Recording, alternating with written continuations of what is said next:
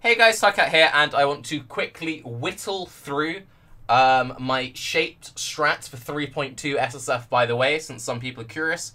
And I also want to quickly show you some tools that you can use to better help you come to your own conclusions, rather than just waiting for insert streamer here to tell you what they're doing. So first off, go to pewizard/maps. This is a link I'll leave down below.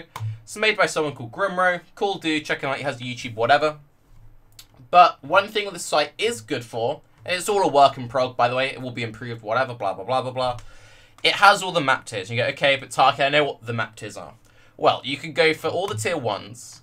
It shows you all the tier 1s, and if you hover over it, it shows you all of the different cards that drop there. Div cards are a big reason why people choose to use certain layouts, and it also tells you what the boss is and what the layout is. So, how I decided what I want to do for each individual tier is I went through each tier individually. So I went through all the, all the tier 1s, then I went through all the tier 2s, etc., all the way through, picked my favorite layouts, see what gave all the different div cards, and then we ended up coming up with this list that you can see right here. So I'll leave Twitch chat over here so you can laugh with Twitch chat, and I'll go through my reasonings for each individual tier. So tier 1, you haven't got many options in tier 1. I went for beach. The main reason I went for beach, as you can see here, has a clean linear layout, nice visuals, and it has an easy boss, and it has no notable drops. By notable drops, I mean like special bases, opals, steel rings, or div cards, etc. A lot of the things that I've gone for have been, for me personally, a mixture of efficiency and what looks pretty and my own personal reference, and also try not to repeat myself too much from previous leagues. So that's why I went for beach. Pen.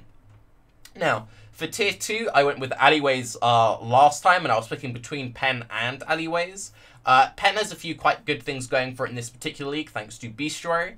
At the very end, once you kill the boss, you get attacked by some unique doggos. You can capture those, and that's quite handy to go towards certain beast crafting recipes. So not only is it a linear layout, not only does it have good div cards, but it also has some extra unique beasts which help you with your beast crafting.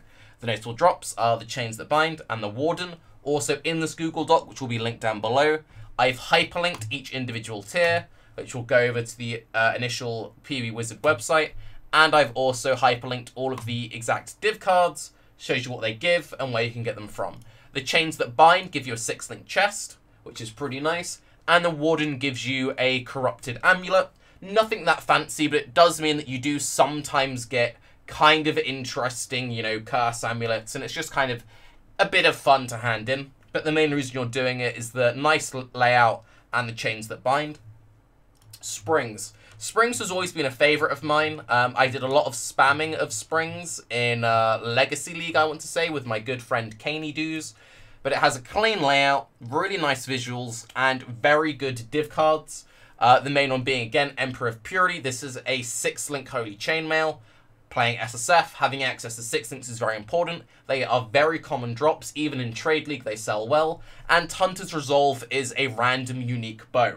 I like playing bow builds. I've been waiting all league to get an interesting bow drop for me. This is a good way of me trying to get something fancy like a Wind Ripper, but even just getting a Lionized Glare or a Chin Soul would be pretty cool. But mostly I've picked this because I like the visuals and it's a nice, clean, open layout.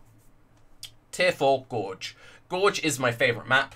It's always been my favourite map. Super clean visuals, really nice open layout, drops the Lion card, which gives you the Lionized items. Really notable Lionized items. Lionized Glare, one of the best bows in the game. Lionized Chest, really powerful unique chest, which gives you Pierce as a free 7-link.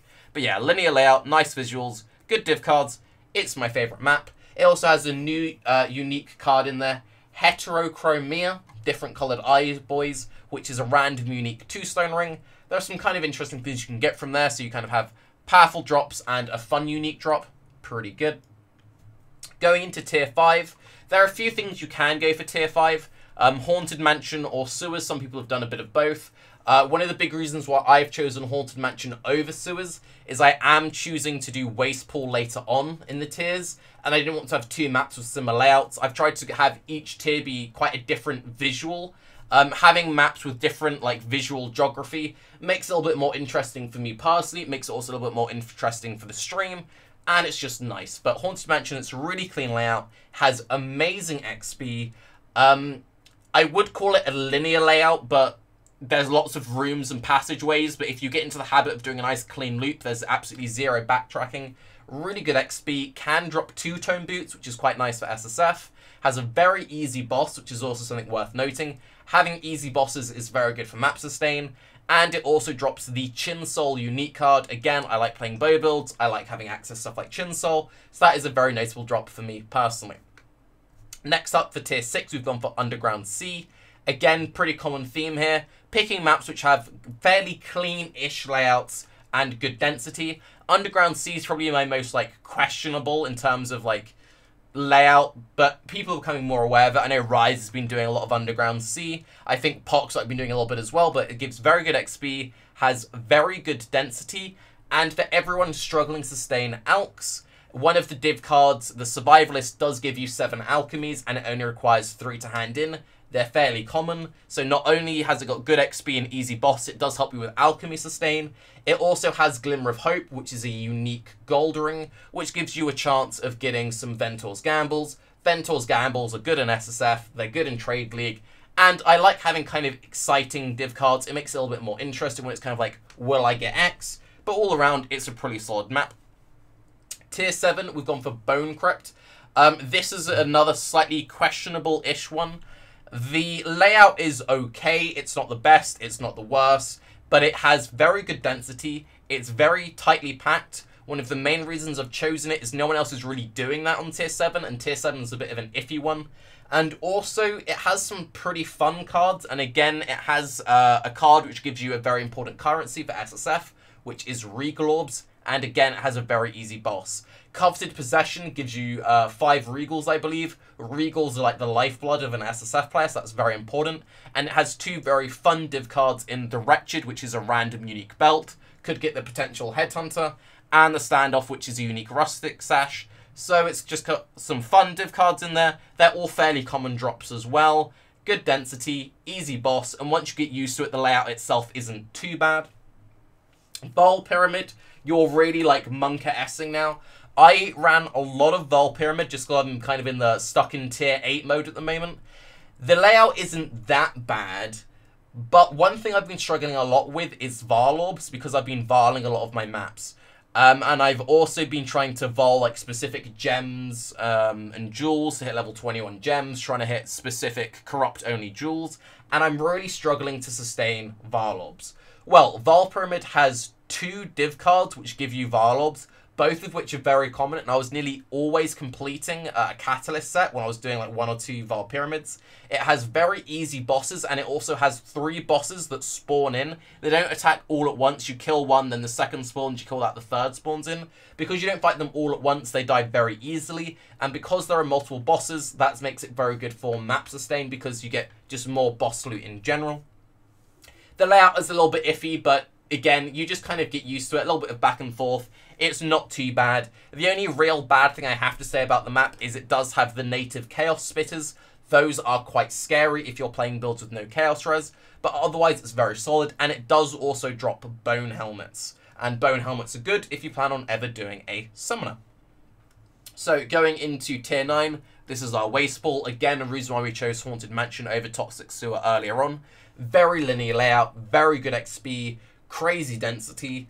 It does have the Throne div card drop, which is the Combs Roots card. However, it is very rare, and if you do get it, great, but you don't really choose it for the div card. You mostly just do it because you really want that nice XP, and the boss can also be a little bit rippy. A lot of people just skip the boss, but if you're playing like KB, for example, because it's such a tight boss room, you can easily just one-shot it. But yeah, mostly doing it for that really nice XP, and a little bit of visual variety from my previous tiers. 10, it was mostly picking between Belfry and Siege. I personally picked Belfry over Siege just because visually I prefer the map. It's a lot brighter. It also has Chaos Orb div cards through the Wrath. SSF, by the way, I can't easily just buy targeted the orbs I need. So by having regular maps that I can run which supply me with Alchemy, Val, Regal, and Chaos Orbs. It means I'll always have a pretty good sustain of the currencies, which you need a lot of. I will naturally have a lot of Jewelers and Fusing just from picking up 6 socket drops. And yeah, it just kind of works quite nicely for me. Siege, if you prefer Siege, you can do. Another thing to mention about Belfry, the boss is Katava, but it has like 0 HP. It's a really easy boss to do. It's just kind of annoying because you have to wait through the phases. So you can choose to skip it or do it, but it's a very easy boss if you want to do it. Has good XP, it looks pretty, which is nice for me in the stream, and it gives me access to, you know, Chaos Orbs. So that is my choice and why I went through each individual tier, why I picked the ones that I did. Again, I'll leave a link to Pee Wee Wizard down below that you can use to go through all the different things. And also, there are hyperlinks to all the individual div cards. So if you're like, oh, the chains that binds, that seems really good, but for example, I don't want to do pen, you can see, oh, but I could get it in lava chambers, for example, which I know Uber has been running this league, which is apparently quite good. But yes, I'm Tarke. This is what I'm going for. I am going for 36 challenges. So I'm going to try and chase down the elusive Red Elders, trying to get the full unlocked thing. It's gonna be a slow one. We're getting there slowly but surely. I am still playing the Cleave Champion, although I am hoping to re-roll that soon. It has been going rather well, though. We did some at Zeri farming earlier. Got 3 at Zeri's Promises, so we have some spare, I guess. But yeah, I'm Tarke. Have a good day. Bye-bye.